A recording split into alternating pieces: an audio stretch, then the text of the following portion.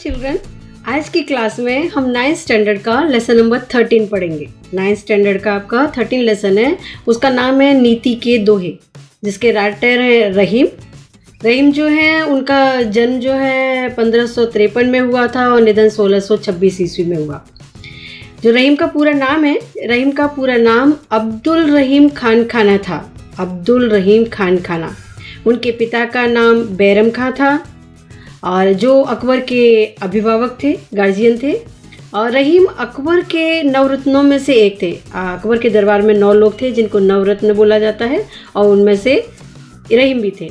रहीम की कार्यक्षमता और बुद्धिमत्ता से, उनके कार्य करने का जो तरीका था, तो जो ताकत थी, जिस तरह डेडिकेशन के साथ वो काम करते थे और उनकी इंटेलिजेंसी से अकबर बहुत प्रभावित थे और इसलिए उन्होंने रहीम को अपने दरबार का सब मंत्रियों के ऊपर महामंत्री का सर्वोच्च पद प्रदान किया था। रहीम संस्कृत, अरबी, फारसी के विद्वान थे और दानी के रूप में बहुत सुविख्यात हैं और जीवन के व्यवहारिक अनुभवों को उन्होंने अपनी सतसई में व्यक्त किया है। यहाँ प्रथम दोहे में परम हित की भावना, दूसरों का भला करना, और दूसरे दोहे में सही संबंध की रीति और सच्चा प्यार, और तीसरे दोहे में छोटी चीज़ का महत्व, और चौथे दोहे में सही दीन बंधु की बात की गई है। 5वें में दोहे में कड़वे वचन बोलने वालों की स्थिति का वर्णन है और 6वें दोहे में उत्तम व्यक्ति की प्रवृत्ति, और 7वें दोहे में बिगड़ी हुई बात को छोड़ देने की, और 8वें दोहे में धैर्य का महत्व, तथा अंतिम दोहे में किसी से मांगना नहीं चाहिए, इस बात को उद्धृत किया है। उन्होंने यहाँ पे हमें समझाया है। ओके, अभी आपको सबसे पहले है कि तरवर फल नहीं खाते हैं, सरवर पिए न पान, और कही रहीम पर काज हित, संपत सुनचही सजान। यहाँ पे रहीम जी कहते हैं कि तरवर, यानी तरवर बोलती है पेड़ को, वृक्ष को। जो वृक्ष है वो अपने फल नहीं खाता है, अपने फल को स्वयं नहीं खाता है ना। वो तरवर जो है, पेड़ जो अपने फल को कभी खाता है, हम सबको खिलाता रहता है। और सरवर पिए न पान, पान मतलब पानी, और पिए ही मतलब पीता नहीं है। और सरवर मतलब तालाब, सरोवर जिसको बोलते हैं, ठीक है, सरोवर या तालाब। तो सरोवर अपना पानी खुद नहीं पीता है और पेड़ अपने फल स्वयं नहीं खाते हैं। इसी तरह से कहे रहीम पर काज हित, इसी तरह से जो सज्जन लोग होते हैं, सुजन मतलब सज्जन, जो सज्जन लोग होते हैं वो अपनी धन संपत्ति का संग्रह, सुनजय मतलब संग्रह, अपनी धन संपत्ति जो जोड़ते हैं, किस काम के लिए? पर काज के लिए, दूसरों के भला करने के लिए। वह पर काज के लिए, यानी कि दूसरों का भला करने के लिए ही धन संपत्ति का संग्रह करते हैं। फिर से एक बार बोल देते हैं कि रहीम जी कहते हैं कि पेड़ अपने फल नहीं खाते, सरवर अपना पानी नहीं पीते, और इसी प्रकार ज्ञानी पुरुष जो होते हैं, सुज्जन यानी कि ज्ञानी पुरुष जो होते हैं, परोपकार के लिए ही धन संपत्ति का संग्रह करते हैं। ठीक है, तो एक ही फर्स्ट वाला आपको समझ में आ गया। सेकंड वाला है कि कही रहीम संपत्ति सगे, बनत बहुत बहुरीत, और विपत्ति कसौटी जे कसे, ते ही सांचे मित। मित मतलब दोस्त। तो रहीम जी कहते हैं कि जो कि आपके ऊपर मुसीबत आई है, जब बहुत सारी मुसीबत आई हुई है आपके ऊपर, तब आपके सगे संबंधियों की पहचान होती है। बनत बहुरीत, तो जब आपके पास में सब कुछ अच्छा होता है तब क्या होता है? कही रहीम संपत्ति सगे, जब आपके पास संपत्ति है, धन संपत्ति है, तो सब आपके सगे बन जाते हैं, आपसे रिश्ता नाता जोड़ लेते हैं। और विपत्ति मैंने मुसीबत के टाइम पर जो काम आए, ते ही सांचे मित, वही आपका सच्चा रिश्तेदार है, मित्र है, संबंधी है। ठीक है, फिर से एक बार बोल देते हैं। तो सेकंड वाले में रहीम जी कह रहे हैं कि जब मनुष्य के पास संपत्ति होती है तब लोग तरह तरह से उसके साथ में अपना संबंध जोड़ लेते हैं और उससे मेल जोल बढ़ा लेते हैं, लेकिन सच्चे मित्र तो वे ही हैं जो विपत्ति के समय आपके काम आए। ठीक है, ये सेकंड वाला आपका क्लियर हो गया। अब थर्ड है कि रहीमन देख बड़ेन को, रघु न दीजिए डारी, और जहाँ काम आवे सुई, कहा करे तरवारी। रहीम जी उन लोगों को समझाते हैं कि बड़े लोगों को देखकर अगर आप छोटे हैं तो अपना महत्व कम मत समझिए, और अगर आप बड़े हैं तो छोटों को ऐसा नहीं है कि उनकी इज्जत करना ही छोड़ दें, ये गलत बात है। जहाँ काम आवे सुई, कहा करे तरवारी। जहाँ सुई से काम चलने वाला है तो वहाँ पे तलवार क्या काम करेगी? आपको कपड़ा सिलना है तो तलवार थोड़ी काम आएगी, सुई काम आएगी ना। और जब आपको युद्ध में जाना है तब क्या काम आएगी? सुई से कुछ होगा? कुछ नहीं होगा, तब वहाँ तलवार की ज़रूरत है। तो जैसा वक्त हो वैसा ही यूज़ करना चाहिए चीज़ों का। तो यहाँ पे वो बोला है कि कोई छोटा इंसान है, मतलब सुई के समान है या छोटा है, वो गरीब है, तो उसकी वैल्यू को भी कम मत आको, उसको अभी इज्जत दो। उसकी भी ज़रूरत कब आ जाएगी आपको, वो कब आपके लिए बहुत बड़ा कामगार बन जाएगा, कब आपकी मुसीबत में आपका साथ दे जाएगा, आपको भी नहीं पता है। इसलिए उन्होंने बोला है कि बड़ों को देखकर छोटों की उपेक्षा नहीं करनी चाहिए, और जो काम सुई कर सकती है उसका काम तलवार नहीं कर सकती है। ठीक है, तो इस तरह से आपको ये 3rd नंबर का समझ में आ गया। अभी आपका 4th नंबर पे है कि दीन सबन को लखत है। दीन मतलब गरीब, गरीब जो है यानी कि सबको लखत है, देखता है, सबकी तरफ देखता रहता है कि कोई मेरी मदद कर दे, कोई मेरी मदद कर दे। और दीन ही लखे न कोई, लेकिन गरीब की तरफ कोई नहीं देख रहा होता है, कोई नहीं देख रहा होता है। लखे मतलब देख रहा होता है, कोई भी नहीं देख रहा होता है। तो दीन जो गरीब जो है सबकी तरफ देखता रहता है कि कोई मेरी मदद कर दे, लेकिन दीन को, गरीब को कोई नहीं देख रहा होता है। तो जो रहीम दीन नहीं लखे, रहीम जी कहते हैं कि जो दीन ही मतलब गरीब को आप देखना स्टार्ट कर दें तो दीन बंधु सम होए, तो भगवान के समान आप बन जाएंगे। उसके लिए आप क्या बन जाएंगे? दीन बंधु बोलते हैं भगवान को, सम मतलब समान, भगवान के समान हो जाएंगे। फिर से बोलते हैं, रहीम जी कहते हैं कि असहाय और जो गरीब लोग होते हैं वो सबकी तरफ आशा भरी दृष्टि से देखते रहते हैं, पर उनकी तरफ कोई नहीं देखता है, उस पर कोई कृपा दृष्टि नहीं करता है। और जो असहाय और गरीब पर कृपा दृष्टि करता है तो वह सचमुच भगवान के समान हो जाता है। तो ये आपका 4th नंबर का इस तरह से क्लियर हो गया। अभी आपका 5th नंबर पे है कि खीरा को मुंह काट के मलियत नौन लगाए, और रहीमन करुए मुखन की चाहिए यही सजाए। आपके घर में खीरा लेके आते हैं, जिसको काकड़ी भी बोलते हैं आप यहाँ पे गुजरात में। तो वो जैसे खीरा लेकर आए तो उसका थोड़ा सा किनारा काटा जाता है मुंह पे, और उसमें थोड़ा नमक लगा के उसको घिसा जाता है। इससे क्या होता है, उसमें झाग बन जाते हैं, और झाग के द्वारा जो है उस पूरे खीरे की कड़वाहट जो है खिंच के बाहर आ जाती है, और उसको काट के फिर फेंक देते हैं। ऊपर से हम लोग पूरे फिर खीरे को अच्छे से खाने में यूज़ कर सकते हैं, आप सलाद में यूज़ कर सकते हैं। तो यहाँ पे एग्जाम्पल दिया है कि खीरा को मुँह काट के, खीरा का मुँह काट के जिस तरह से हम क्या करते हैं, मलते हैं, नौन मतलब नमक लगा के, खीरा का मुंह काट के जिस तरह से उस पर नमक लगा के मलते हैं, तो रहीमन करुए मुखन को इसी तरह से, जो करुए मतलब कड़वा, और मुख से जो हमेशा कड़वा ही मुंह से बोलते रहते हैं, ऐसे लोगों के मुख पे भी चाहिए यही सजा। ऐसे लोगों को भी यही सजा दी जानी चाहिए जो कि खीरे को दी जा रही होती है। तो खीरा को खाने से पहले उसका सिर का ऊपरी भाग काट कर अलग कर देते हैं, और फिर उसमें कटे भाग पर नमक मिलाते हैं। और रहीम जी कहते हैं कि उनके मुख वालों को यही सज़ा, कड़वे मुख वालों को यही सज़ा मिलनी चाहिए, इससे वो जो है अपराधी प्रवृत्ति को छोड़ देंगे। तो ये आपका 5th नंबर का क्लियर हो गया। अभी है 6, जो रहीम उत्तम प्रकृति का कर सकत कुसंग, और चंदन विष व्यापत नहीं लपटे रहत भुजंग। बहुत सुंदर बात है। रहीम जी कहते हैं कि उत्तम प्रकृति का, अगर अच्छे स्वभाव का कोई स्ट्रांग पर्सन है, तो उसके ऊपर बुरी संगत में भी अगर किसी वजह से वो फंस गया है तो उसके ऊपर कोई असर होने वाला नहीं है, उसको कोई नहीं बिगाड़ सकता है। उत्तम प्रकृति का मनुष्य है, और क्या कर सकता है कुसंग मतलब गलत संगत जो है। उन्होंने एग्जाम्पल दिया है कि चंदन विष व्यापत नहीं। चंदन का जो पेड़ होता है, और यहाँ पे देखो चंदन विष जानते हैं आप, व्यापत मतलब उसमें मिला नहीं रहता, लपटे यानी कि लिपटे रहते हैं, भुजंग मतलब सांप। चंदन के पेड़ पर हमेशा सांप लिपटे हुए रहते हैं। चंदन का पेड़ जो है वो हमेशा उसके ऊपर, चंदन के पेड़ पर सांप लिपटे रहते हैं, और सांप आप सब जानते हैं कि वो जहरीला होता है, लेकिन उस जहरीले सांप के जहर का उस चंदन की लकड़ी के ऊपर कोई असर नहीं पड़ता है। वो अपनी पवित्रता नहीं खोती है, वो हमारे पूजा पाठ में काम आती है। तो इसलिए बोला हुआ है कि कोई भी उसका कुछ नहीं बिगाड़ सकता है। आप अगर अच्छे इंसान हैं और बुरी संगति में किसी वजह से फंस भी गए हैं तो भी कुछ नहीं है। उत्तम स्वभाव वाले लोग बुरी संगति में रहें तो भी उनका मन पर उसका कुछ प्रभाव नहीं पड़ता। ठीक इसी प्रकार जैसे भयंकर विष वाले सांप चंदन के पेड़ से लिपटे रहते हैं, परंतु चंदन के ऊपर उसकी शुद्धता पे, उसकी पवित्रता पे उसके जहर का कोई असर नहीं होता है। तो ठीक है, अभी आपको क्लियर हो गया 3rd नंबर का भी। अभी है आपका 7 नंबर पे कि बिगड़ी बात बने नहीं, लाख करो किन कोई।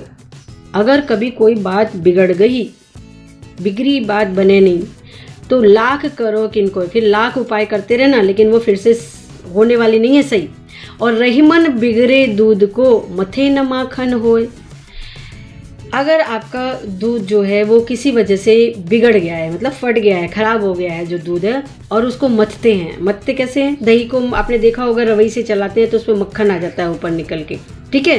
लेकिन यहाँ पे दूध फट गया है और उसको आप मथने लग जाएंगे तो उसमें से माखन नहीं निकलने वाला है, उसमें से माखन नहीं निकलेगा। इसी तरह कहा गया है कि बिगड़ी बात लाख प्रयत्न करने पर भी सुधर नहीं सकती है। ठीक उसी तरह जैसे फटे दूध से जमाए गए दही की कितना भी मथा जाए उसमें से मक्खन नहीं निकलेगा। अगर हमने फट गया है दूध और उसको जमा के हमने दही बना लिया और उसमें से मक्खन निकालने की कोशिश करेंगे तो उसमें से कभी मक्खन नहीं निकलेगा। इसी तरह हमें अपने संबंधों को मतलब बना के रखना चाहिए, उनको तोड़ने नहीं देना चाहिए, जितना हो सके संबंधों को निभाना चाहिए हमको। 8 नंबर पे है कि रहीमन विपदा हु भली जो थोड़े दिन होए, और हित अनहित या जगत में जान परत सब कोय। रहीम जी कहते हैं कि हाँ, थोड़े थोड़े दिन के बाद में हमारे ऊपर विपदा यानी कि मुसीबत भी आती रहनी चाहिए। रहीमन विपदा हु भली, थोड़े दिन के लिए विपदा भी अगर हमारे ऊपर आ जाती है तो कोई प्रॉब्लम नहीं है, क्योंकि हित अनहित, हित चाहते हैं या हमारा अनहित चाहते हैं, भला चाहते हैं या बुरा चाहते हैं, या जगत में, इस जगत में कौन से लोग हैं जो हमारा बुरा चाहते हैं या अच्छा चाहते हैं, जाने परत सब कोई। तो इसी वक्त पे हमें पता चलता है कि कौन हमारा दुश्मन है और कौन हमारा दोस्त है, कौन हमारा भला चाहता है, कौन हमारा भला नहीं चाहता है। तो आपत्ति विपत्ति जो है थोड़े समय के लिए हो तो अच्छी है, क्योंकि इस थोड़े से समय में ही हम समझ जाते हैं कि कौन हमारा हितकारी है और कौन हमारा अहितकारी है। तो ये आपका 8 नंबर का क्लियर हो गया। अब ये 9 नंबर पे कि रहीमन वे नर मर चुके जे कहूँ मांगने जाए, और उनसे पहले वे मुए जिन मुख निकसत नाही। रहीम जी कहते हैं कि वे नर यानी कि मनुष्य मर चुके हैं जो कहूँ मांगन जाए, जो कहीं मांगने के लिए जाते हैं, वो अपनी सेल्फ रिस्पेक्ट को मार के तो जा रहे हैं। कोई किसी के सामने मांगना चाहता है? कभी नहीं मांगना चाहता है। अपने आत्मा को मार के, उसकी मजबूरी है तो ही वो मांगने के लिए निकला है। तो वे नर मरे हुए के समान होते हैं जो कहीं मांगने के लिए जाते हैं, और जे कहूँ मांगने जाएं, और उनसे पहले वे मुए, उनसे भी पहले वे मरे हुए होते हैं जिन मुख निकसत नाही, और उससे भी पहले वो मरे हुए के समान होते हैं जिनके मुंह से निकलता है नाही, ना निकल रहा है कि हमारे पास नहीं है, हम नहीं दे सकते, जबकि भरपूर है, उनके घर पे सब कुछ है, वो अच्छे से दे सकते हैं, लेकिन उनकी फिर भी इच्छा नहीं है देने की। तो उनसे भी पहले वे मरे हुए के समान होते हैं। रहीम जी कह रहे हैं कि वे मनुष्य तो जिंदा होते हुए मरे हुए के समान है जो दूसरों के दरवाजे पर मांगने जाते हैं, परंतु उनसे भी पहले वे मरे हुए हैं जिनके मुख से नहीं शब्द निकलता है, जो मांगने को देने से इनकार कर देते हैं। मांगने वाला कोई आया और उसको देने से इनकार कर दिया तो वो नर जो है किसके समान है? मरे हुए के समान होते हैं। तो हमने यहाँ पे जो है 9 दोहे पढ़े हैं। पहले वाले में हमने पढ़ा कि सज्जन परोपकार के लिए ही धन का संग्रह करते हैं। सेकंड में पढ़ा हमने कि विपत्ति में ही सच्चे मित्र की पहचान होती है। और 3rd नंबर के में हमने उसमें पढ़ा कि साधारण चीज़ों का भी अपना महत्व है सुई और तलवार के द्वारा, इसलिए उनकी उपेक्षा नहीं करनी चाहिए। 4th में हमने पढ़ा कि दीन दया करने वाले दीन बंधु ईश्वर के समान हो जाते हैं। और 5th में था कि मुख से कड़वे वचन बोलना अपराध है और उसकी सज़ा मिलनी चाहिए। खीरा वाला एग्जाम्पल जो दिया आपको। फिर है कि उत्तम स्वभाव वाले, यानी कि सांप और चंदन का एग्जाम्पल दिया कि उत्तम स्वभाव वाले बुरों के बीच रहकर भी उससे प्रभावित नहीं होते। और 7 नंबर में हमने पढ़ा कि बात बिगड़ जाने पर उसे सुधारना संभव नहीं है। 8 नंबर में हमने पढ़ा कि विपत्ति में ही अपने पराई की पहचान होती है। और 9 नंबर में हमने पढ़ा कि मांगने की वृत्ति तो बुरी है, पर उससे बुरी बात किसी को देने से इनकार करना है, कि अगर आपके पास है फिर भी आप देने से इनकार कर रहे हैं। तो आपको ये 9 जो है अच्छे से दोहे समझ में आ गए होंगे। अभी हम शब्दार्थ देख लेते हैं। शब्दार्थ और टिप्पणी दी हुए हैं आपके लेसन के एंड में। तरोवर का मतलब है वृक्ष, परकाज का मतलब है दूसरों के लिए काम, विपत्ति यानी कि आपत्ति या मुसीबत, मीत मतलब प्यारा, और लघु मतलब छोटा, तरवारी मतलब तलवार, और दीन मतलब गरीब, और सम का मतलब है समान। खीरा, खीरा है ये ककड़ी, और करुण मतलब कड़वे, भुजंग मतलब सांप, और बिगड़ी मतलब बिगड़ी हुई, और थोड़े मतलब थोड़े, और निकसत मतलब निकलना निकलता है, जिनके मुंह से ना निकलता है। अब यहाँ पे स्वाध्याय में आपके क्वेश्चन आंसर्स है कि निम्नलिखित प्रश्नों के उत्तर एक एक वाक्य में लिखिए। फर्स्ट है आपका कि रहीम के अनुसार संपत्ति का महत्व क्या है। संपत्ति किस लिए इकट्ठी की जाती है? उससे दूसरों का भला किया जा सकता है, ये उसका महत्व है। सेकंड नंबर पे है कि छोटों का तिरस्कार क्यों नहीं करना चाहिए। छोटों का हमें तिरस्कार नहीं करना चाहिए क्योंकि वे कहते हैं कि पता नहीं है ये छोटे चीज़ भी जो हमारे कब काम आ जाए, क्योंकि जो काम वे कर सकते हैं वो कोई बड़ा नहीं कर सकता है। तो सुई का काम कौन नहीं कर सकता है? सुई का काम तलवार नहीं कर सकती है। उत्तम प्रवृत्ति का क्या लक्षण है? उत्तम प्रवृत्ति का ये लक्षण है कि वो बुराई के बीच रहकर भी वो अपनी अच्छाई को कभी ख़त्म नहीं होने देते हैं।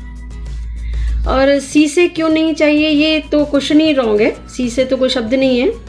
6 नंबर पर है कि मांगने के बारे में रहीम क्या कहते हैं। तो मांगने के बारे में रहीम कहते हैं कि मांगना जो है मृत्यु के समान है। मांगना किसके समान है? मृत्यु के समान है। यहाँ पे आपका क्वेश्चन नंबर 2 है, निम्नलिखित प्रश्नों के उत्तर विस्तार से लिखिए। निम्नलिखित प्रश्नों के उत्तर विस्तार से लिखिए। वृक्ष और सरोवर के उदाहरण से रहीम हमें क्या समझाते हैं? वृक्ष और सरोवर के उदाहरण से रहीम जो है वो हमें समझाते हैं कि सरोवर अपना पानी स्वयं नहीं पीता और वृक्ष अपना फल स्वयं नहीं खाता।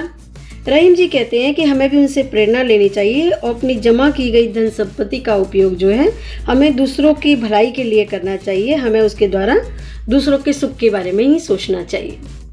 सेकंड नंबर पर है कि रहीम कड़वे मुख वाली मनुष्य की प्रवृत्ति को कैसे समझाते हैं। कड़वे मुख वाले मनुष्य की प्रवृत्ति को कैसे समझाते हैं? वो कहते हैं कि ककड़ी के फल में कड़वापन होता है और कुछ लोगों की जबान भी ककड़ी की तरह कड़वी होती है। वे हमेशा कड़वे बोली बोलते रहते हैं और वे यह नहीं सोचते कि उनकी कड़वी वाणी सुनने वाले को कितनी चोट पहुंचती है। ऐसे लोगों का मुंह ककड़ी के मुंह के समान होता है और कड़वी वाली बोली से वो दूसरों के दिल को चोट पहुंचाते रहते हैं। इसलिए ककड़ी का मुंह काटकर उस पर नमक लगाने जैसी सज़ा ककड़ी को दी जाती है और वैसी ही सज़ा जो है इन कड़वे मुख वालों को भी मिलनी चाहिए।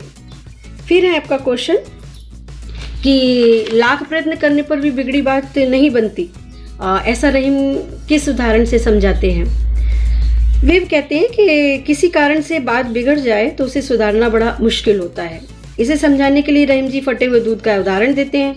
फटे हुए दूध से जमाए गए दही से मक्खन बनाने की शक्ति समाप्त हो जाती है। जो दूध है वो खराब हो गया तो अब उसमें से मक्खन नहीं बन सकता है। फिर उसे कितना भी मथा जाए उसमें से मक्खन नहीं निकलता। रहीम जी कहते हैं कि बिगड़ी हुई बात फटे हुए दूध जैसी होती है। उसे सुधारने के लिए कितने भी प्रयत्न करते रहिए लेकिन बात एक बार जो बिगड़ गई तो फिर कभी नहीं सुधरेगी। यहाँ पे आशय स्पष्ट कीजिए कि रहीमन देख बड़े को लघु न दीजिए डार। आशय स्पष्ट करना है इन पंक्तियों का आपको।